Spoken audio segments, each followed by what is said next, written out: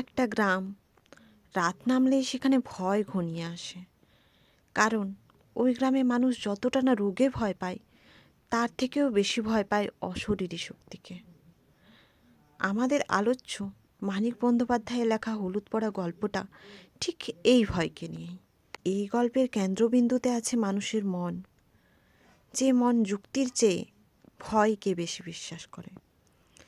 গল্পে আমরা দেখি দামিনী অসুস্থ, কিন্তু তার অসুখের চিকিৎসা হয় না ডাক্তারের হাতে, বরং শুরু হয় গুণিন, তন্ত্র আর অলৌকিক বিশ্বাসের খেলা। ঠিক তখনই গল্পে প্রবেশ করে কুঞ্জ, একজন গ্রামীণ গুণিন, যার অস্ত্র কোনো ওষুধ নয়, তার অস্ত্র মানুষের ভয়।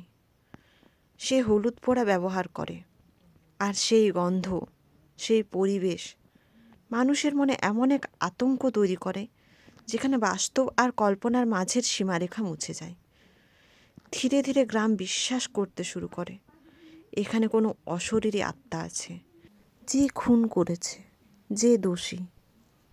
কিন্তু গল্পের সবচেয়ে ভয়ঙ্কর দিকটা হলো, এই বিশ্বাসে শুধু অশিক্ষিত মানুষই নয়, শিক্ষিত মানুষেরাও ধীরে ধীরে আটকে পড়ে।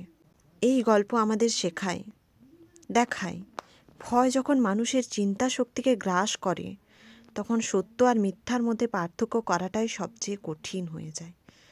হলুদ পোড়া আসলে ভূতের গল্প নয়, এটা মানুষের মনের গল্প।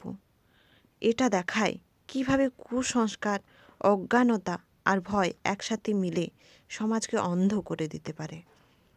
তোমাদের যদি এই হলুদ পোড়া গল্পের ছোট্ট বিশ্লেষণ ভালো লেগে থাকে, তাহলে অবশ্যই আমাদের চ্যানেলটিকে লাইক, কমেন্ট, সাবস্ক্রাইব করে রাখো।